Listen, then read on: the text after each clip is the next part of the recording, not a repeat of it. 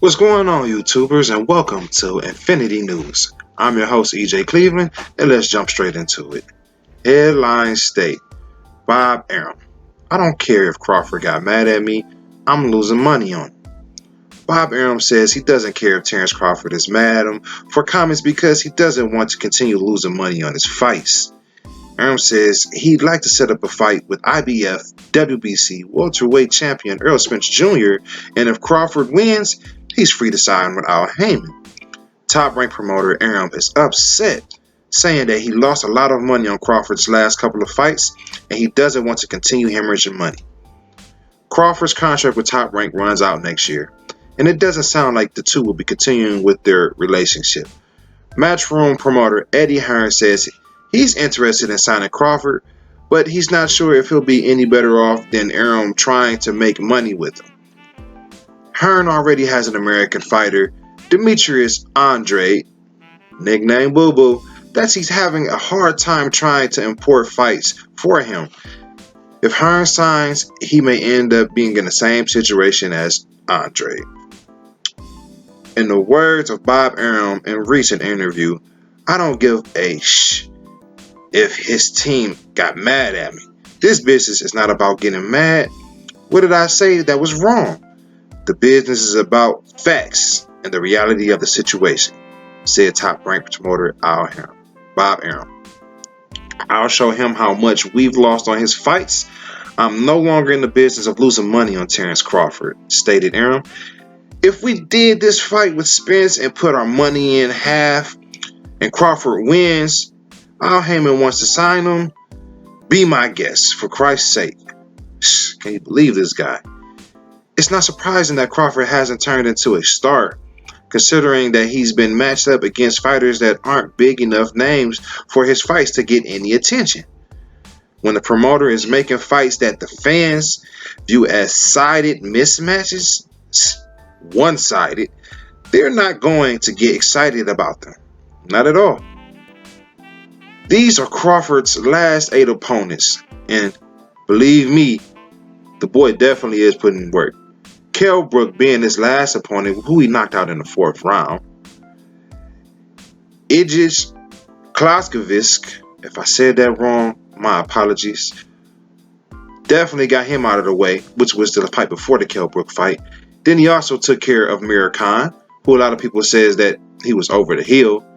Took out Jose Benavidez Jr., Jeff Horn, Julio Sandangos, Felix Diaz, and Jean Molina Jr. With that kind of opposition, it's no wonder that Crawford hasn't turned into a star. He's facing opposition no one would be able to gain a fan base fighting. Period. He's facing oppositions that nobody really cares who he's beat up on because they've already been over the hill or they've been beat up on before. If you took Floyd Mayweather at the start of his career and matched him against those guys, he wouldn't be a star either. If Arum had problems getting the talented PBC fighters to face Crawford, he should have encouraged him to float between divisions and go up or go down in weight to look for fights. Paul Williams did, and the many of his fighters like Roy Jones Jr. and Mayweather did as well. If Crawford were willing to fight guys at 140 and 154, he'd be in a better option of facing better top names in fights. For instance, like Jermell Charlo, Tony Harrison, Jared Swift Hurd, Jose Ramirez, Josh Taylor, Regis Porgrace, Erickson Lubin, Israel Motivov, and Lindy Lara. Just a couple names to just throw out there. Things are getting bleak for the 33-year-old Crawford, and he's going to have to do something just to stay relevant. He's getting one more year left with Top Rank, and if he goes to PBC, it's not centrally that he's going to get the fights that he wants. Bob also stated, Spence and Sean Porter might fight Crawford, but those are guys that would have an excellent chance of beating him.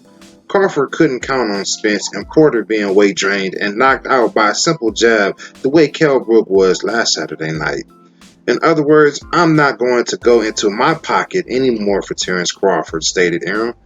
I don't have to make a lot of money with him on the Errol Spence fight, but I know I'll break even or make a couple of dollars. I'm no longer in the business of losing money on Terence Crawford, stated Arum once again. Crawford was losing to Brook when he hurt him with a jab in the fourth round. That same punch wouldn't get Spence or Porter's attention. They'd walk through it and make things miserable for Crawford. PBC could end up inheriting Arum's problem if they sign Crawford, and they may end up kicking themselves if he fails to become a star. It'll not be good if Spence, Porter, Keith Thurman, and Yordenis Ugas all beat Crawford. It would just show you that the years the top rank was matching Crawford against lesser fighters disguised as vulnerability. Wow. Crawford, 33 years old, is an excellent fighter, but the top guys don't want to fight him. He's been avoided by the elite welterweights, which has hurt his career. Arum has been in an impossible position all these years.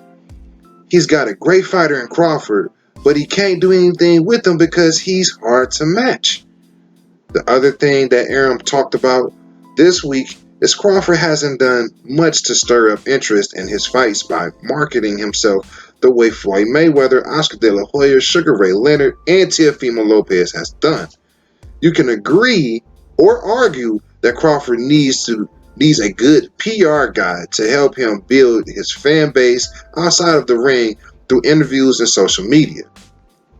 Crawford would need someone really good at PR.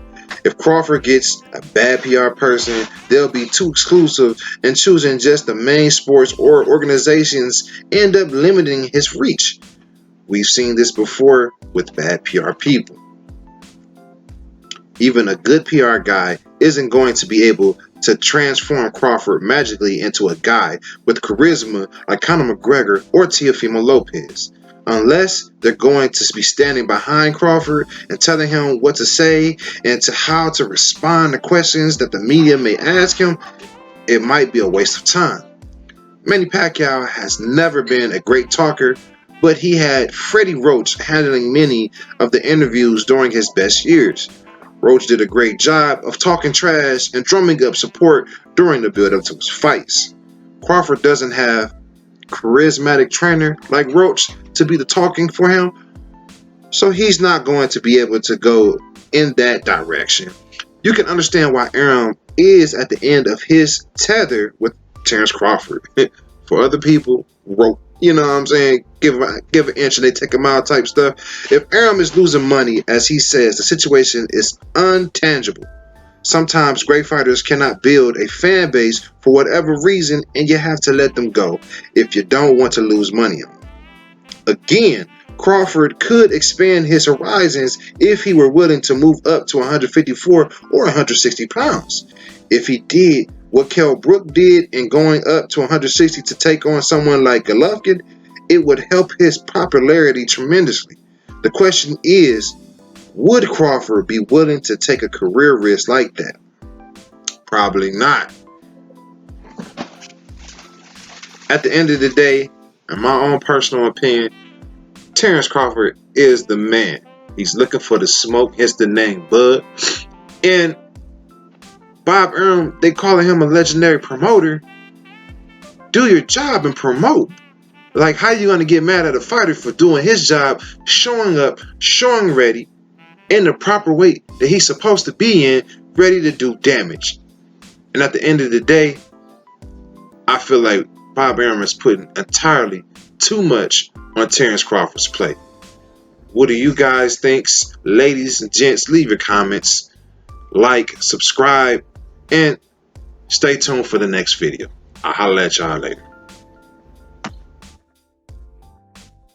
So thanks a lot, guys, for watching the video. Just wanted to throw a quick advertisement in there. I'm a big fan of DIY projects, and initially this whole channel was started off of a very special help from two buddies who help people understand, who are just now starting their YouTube journey, on how to create videos and also put them together just strategically to maximize the most viewership, likes, and subscriptions on each video.